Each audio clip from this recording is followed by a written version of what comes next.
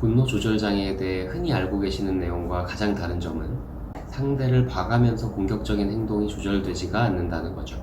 다시 말하면 마동석 씨 같은 분 앞에서도 분노 폭발 행동이 나온다는 뜻입니다. 안녕하세요. 마음심TV 고원장입니다. 오늘도 평안하게 지내고 계신가요? 많은 분들이 정신건강의학과 관련해서 익숙하게 사용하시는 용어들이 있는데 오늘은 그 여러가지 용어들을 가나다 순으로 전문가의 입장에서 알기 쉽게 풀어서 설명을 해드리고 필요한 경우에는 전문적으로 사용하는 용어도 덧붙여서 알려드리려고 해요.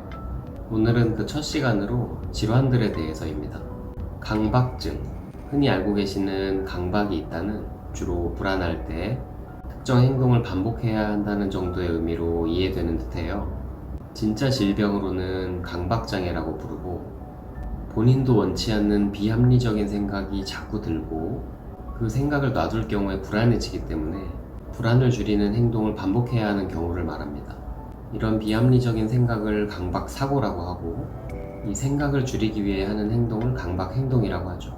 내용으로는 오염에 대한 우려가 심해서 하루에 손을 수십 번씩 씻어야 되거나 순서대로 일이 진행되지 않으면 몇 번이라도 처음부터 다시 일을 진행해야 하거나 문이나 가스를 잠그지 않은 것 같아서 몇 번씩 가서 확인을 해야 되거나 자꾸 성적인 생각이 들어서 이성과 함께 있을 때는 등을 돌리고 앉게 되거나 하는 등이 있죠. 공황장애, 보통은 갑자기 심한 불안과 함께 두근거림, 손떨림, 어지럼증 등의 동반 증상을 함께 경험하는 수준으로 이해하고 계시는데요. 진짜 질병으로서의 공황장애는 조금 다릅니다. 전형적으로는 예상치 못한 심한 불안 증상이 피크를 찍으면서 20분 내외에 걸쳐서 왔다가 사라지는데 증상과 함께 통제를 잃거나 미쳐버릴 것 같거나 죽어버릴 것 같다는 느낌이 들죠. 이 증상을 바로 공황 발작이라고 해요.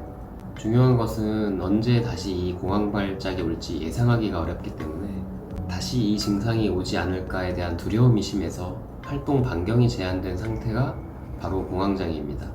분노 조절 장애, 흔히 예상치 못하게 심하게 화를 내는 정도로 분노 조절 장애라고들 알고 계시는데요. 이런 일은 여러 번 참다가 폭발을 하거나 성격 문제, 우울증, 조울증, 조현병 등의 다른 상태에서도 흔하기 때문에 사실은 병력을 면밀히 알아보아야 합니다. 심한 분노에 대해서 질병으로 명시된 것은 간헐성 폭발 장애라는 것으로 사람이나 기물에 대한 파괴적인 공격 행동이 반복적으로 나타나는 병입니다. 분노 조절 장애에 대해 흔히 알고 계시는 내용과 가장 다른 점은 상대를 봐가면서 공격적인 행동이 조절되지가 않는다는 거죠. 다시 말하면 마동석 씨 같은 분 앞에서도 분노 폭발 행동이 나온다는 뜻입니다. 사이코패스, 연쇄살인마처럼 타인의 마음을 헤아리지 않고 잔혹한 범죄자의 이미지를 주로 상상하시죠. 저희가 쓰는 용어는 반사회적 인격장애인데요. 병의 특징은 공감 능력이 결여되어 타인의 권리를 침해하고 반복적인 범법행위, 충동성, 무책임함을 보이는 것입니다. 유병률은 인구의 2%까지라는 연구도 되어 있어 반드시 연쇄살인마와 동일시할 수는 없고 더 광의의 의미로 보시면 되겠습니다. 치료상에서의 큰 특징은 상담이나 정신치료를 하는 것이 금기시된다는 건데요. 공감이 어렵고 거짓말을 반복해서 안정적인 치료 관계를 형성하기가 어렵기 때문이죠. 우울증, 흔히 우울감을 느끼는 상태만으로 나 우울증이 있어 라면서 단순하게 표현되는 경우가 많은데요. 그런데 이런 표현들과 병의 특성상 내적 고통이 눈에 잘 띄지 않기에 자칫 질환 상태를 단순한 우울감과 오해하는 경우가 적지 않은 듯해요. 진짜 우울증은 하루 대부분의 시간 동안 우울감과 흥미의 감소를 느끼면서 추가적으로 정신운동의 변화, 식욕의 변화, 수면의 변화, 피로, 죄책감, 죽음에 대한 생각 등을 포함하여 5가지 이상의 증상이 한꺼번에 나타나서 2주 이상이 지속되어야 또 일상생활에 지대한 지장을 초래해야 합니다. 완전히 다른 사람이 되는 거죠. 우울감과 달리 스스로의 의지로 자력 탈출할 수 없기에 꼭 치료를 받아야 하는 상태라고 보셔야 합니다. 정신병, 흔히 약간 이해가 안 가는 말이나 행동을 하면 정신병이 있다면서 막연히 이야기를 하는 경우가 있는데요. 저희들은 정신병이라는 용어 대신에 정신증이라는 용어를 사용합니다. 정신증은 내적인 경험과 외적 경험을 분간하지 못하는 상태를 말하는데요. 다른 표현으로는 현실 검증력이 저하되어 있다라고 해요. 대표적인 질환으로는 조현병이 있고 조울증이 심하게 나타난 경우에도 해당이 되죠. 입원이 필요할 수 있는 대표적인 상태입니다. 조울증.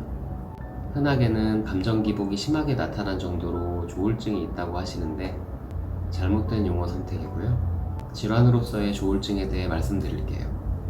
기분이 업되거나 자신감이 충만한 조증 상태, 혹은 우울감을 느끼고 매사 의욕이 없는 우울증 상태 중에 어느 한쪽의 기분 상태로 며칠이나 몇 주 이상씩 지속되는 경험이 있어야 합니다. 그 기분 상태로 인해서 일상생활에 지대한 지장이 생기게 되고요.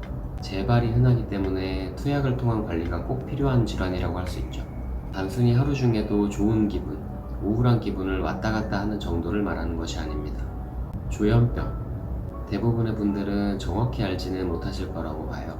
아까 정신증의 대표적인 예로서 언급을 드렸는데 실제 하지 않는 소리를 듣고 사실과 다른 믿음을 가져서 그로 인해 이해하기 어려운 행동을 보이는 질환 상태를 말하고요. 과거에는 정신분열증이라고 불렀죠.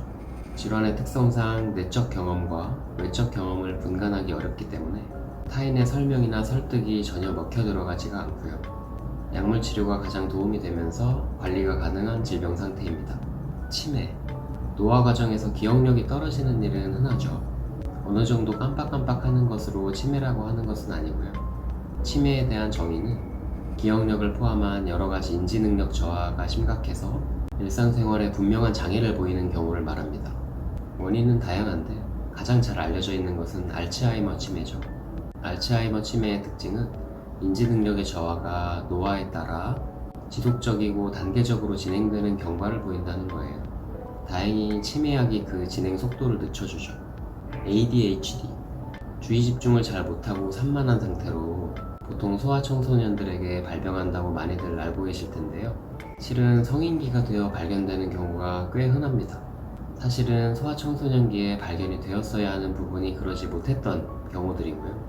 주로 하기 싫지만 해야 하는 일에 집중을 잘 못하는 것, 거의 다 한 일을 마무리 짓지 못하는 것, 체계적으로 순서대로 일을 진행하기 어려운 것, 약속이나 할 일 등을 자주 잊어버리는 등의 증상을 보이게 되죠. ADHD 약을 복용하면 집중력 개선을 포함해서 여러 가지 부가적인 효과를 상당히 실감할 수 있습니다. 직장인 분들께는 업무 능률이 대폭 향상되었다는 피드백을 많이 받아요. 오늘 이렇게 여러 가지 질환에서 쓰이는 용어들, 강박증, 공황장애, 분노조절장애, 사이코패스, 우울증, 정신병, 조울증, 조현병, 치매, ADHD에 대해 간단히 알아보는 시간을 가졌는데요. 조금이라도 평소에 가지고 계시던 오해가 줄어들 수 있기를, 그리고 필요한 분의 경우에는 꼭 도움을 받으셨으면 좋겠습니다. 다음에는 정신의학에서 쓰이는 개념, 그리고 약에 대해 말씀드릴 기회가 있을 듯 합니다.